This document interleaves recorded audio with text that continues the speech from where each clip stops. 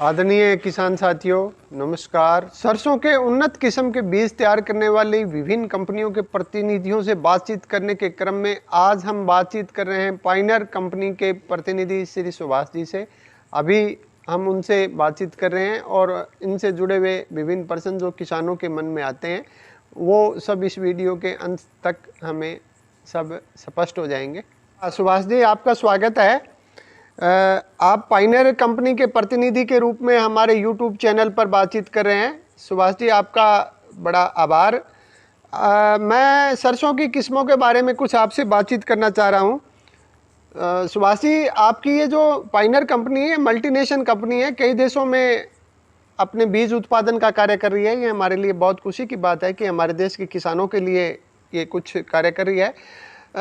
आप हमें ये बताने की कोशिश करें कि सर आप कौन कौन सी वैरायटियां हाइब्रिड किस्मों में सरसों की हमारे भारत के लिए जो है वो लॉन्च कर रखी है, श्री सुभाष जी। हाँ जी, हाँ जी। सबसे पहले तो नमस्कार विष्णु जी, आपको और सभी जितने भी सभी किसान भाई हमारे से जुड़ेंगे उनको भी। सबसे पहले तो मैं आपको धन्यवाद देना चाहूंगा कि आप किसानों को समय समय पर अपने चैनल फार्म एंड फार्मिंग 2020 के माध्यम से किसानों को खेती संबंधी अच्छी जानकारियां उपलब्ध करवाते हो।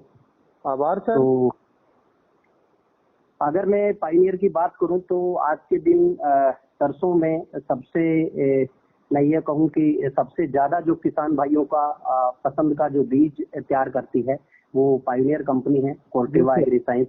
जी सर। और जो है पायनियर की जो प्रचलित जो किस्में हैं अपने क्षेत्र के अनुसार वो हमारी 4 किस्में हैं। 4546 जो कि सबसे ज्यादा किसानों द्वारा अपने खेतों में बोया जाने वाला हाइब्रिड है। जी सर। 4542 और देन 4545 जो भी हमने नया दिया है 4542 जहाँ किसान लगाते थे उस सेगमेंट में ही हमने 4547 को लॉन्च किया है। और चौथा जो हमारा हाइब्रिड है वो है 4535। जी सर। तो ये 4 किस्में जो है पायनियर की बाजार में उपलब्ध है और किसान भाई अपने खेतों में उनको लगाते हैं। सर, ये बहुत ही एक सच्ची बात है कि सरसों के क्षेत्र में पायनियर का शायद जहाँ तक मेरा विचार है कोई अभी तक मुकाबला नहीं है भारतीय कृषि बीज बाजार में। तो ये बड़ी हमारे लिए खुशी की बात भी है। सुभाष जी, मैं आपसे जानना चाह रहा हूँ कि 4546 जो किस्म है इसके जो करैक्टर वाइज थोड़ा सा आप बताएं, किसानों को बहुत कंफ्यूज है क्योंकि आपने किन्हीं एक तकनीकी कारणों से सभी की सीरीज जो 45 से शुरू की है। तो थोड़ा सा हमें सबसे आपकी उन्नत वैरायटी जो है उसको हमारे किसान सिर्फ एक सीड के रेट ज़्यादा हैं उसके हिसाब से आंकलन करते हैं कि ये वही वैरायटी है जो सबसे ज़्यादा पॉपुलर है। थोड़ा सा 4546 के बारे में हमें बताएं सर कि ये किसानों के उस मन पर इतनी ज़्यादा हावी क्यों है। हाँ, यस, किसानों के मन पर तभी हावी हो जाता है तब जब उनको पैदावार अच्छी मिले।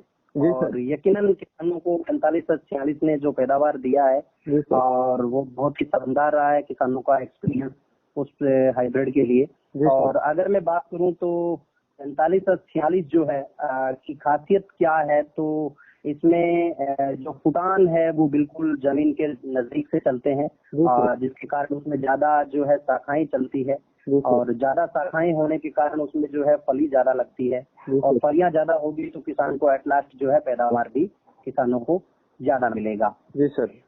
दूसरा जो है इसमें जो फली से फली की जो दूरी है वो भी हम कह सकते हैं कि मतलब सघन रहती है, नजदीक रहती है फली से फली। और इसके कारण जो है पर फीट के हिसाब से अगर हम बात करें तो फलियां जो है वो ज्यादा लगती है और किसान भाइयों को जो है पैदावार भी ज्यादा मिलता है। और तीसरा जो बहुत ही महत्वपूर्ण है, जो किसान भाइयों को जिस तरीके से सरसों के जो भाव चले हैं, जो भाव चल रहे हैं, जो मेजर आज की मंडियों में अगर हम बात करें तो सरसों जो है पूरा का पूरा तेल से बिकने लग गया है, लेब से बिकने लग गया है। तो किसान भाइयों ने ये भी महसूस किया कि जब वो मंडी में अपनी सरसों लेके गए, पायनियर का जो 4546 है उसमें अन्य किस्मों के मुकाबले किसान भाइयों को जो है तेल की जो मात्रा है वो भी ज्यादा मिली, जिससे किसान भाइयों को जो है पर लेब के हिसाब से किसान भाइयों को भाव भी ज्यादा मिला। तो एट लास्ट ये कई चीजें हैं, क्योंकि कोई भी किस्म जब किसान भाई लगाता है अपने खेत में, तो एट लास्ट वो प्रॉफिट को ध्यान में रख के लगाता है कि मुनाफा कैसे ज्यादा से ज्यादा लिया जा सकता है। तो फर्स्ट किसान भाइयों के दिमाग में ये आता है कि मैं ज्यादा पैदावार कैसे, मतलब ज्यादा पैदावार मिले मेरे को। सेकंड, अगर पैदावार अच्छा मिल गया देन मंडी में लेके गए तो उसको भाव भी किसान भाई चाहता है कि मेरी जो है सरसों वो बाजार में हाईएस्ट रेट पे बिके, मेरी बाजार में जो है मंडी में सबसे ज्यादा रेट पे बिके। तो उसके लिए लेब चेक करवाया जाता है, जो आजकल हर मंडी में लगभग सरसों जो है लेब से बिकने लग गया है लगभग। तो किसान भाइयों को ये भी एक फायदा है 4546 से। तो और हर परिस्थिति में मैं कह सकता हूँ कि 4546 जो है पैदावार देने की क्षमता रखता है निम्न या उच्च प्रबंधन। यहाँ सुभाष जी मैं थोड़ा सा आपको रोकना चाह रहा हूँ। जहाँ उत्पादन की बात आती है तो आपके ज्ञात अनुभवों से अभी तक आपको जो रिकॉर्डेड आंकड़े मिले हैं उसमें अधिकतम उत्पादन आपका किस क्षेत्र में और कितने क्विंटल प्रति एकड़ का रहा है, थोड़ा सा बताने का कष्ट करें। हाँ यस, वैसे तो उत्तरी भारत में जहाँ मेजर 5 राज्यों में जो सरसों की खेती होती है उनमें सभी जगह ही पायनियर सबसे ज्यादा लगाया जाता है, सबसे ज्यादा पसंद किया जाने वाला बीज है। और जहां तक अगर मैं बात करूं पैदावार की, तो हर वर्ष पायनियर ने किसान भाइयों को अच्छा पैदावार दिया है।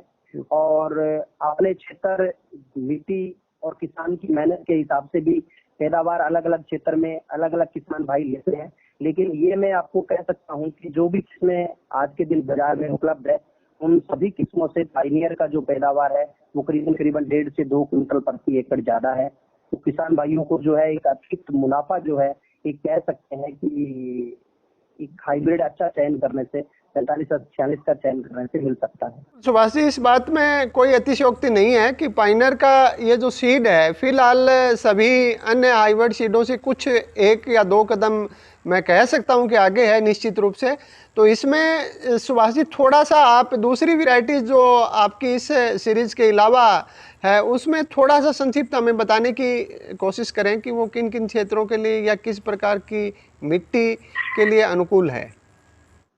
हाँ यस, जो हमने जो 4 हाइब्रिड दिए हैं जिसमें 4546 का हमने चर्चा किया है क्योंकि सबसे ज्यादा लगाते हैं किसान।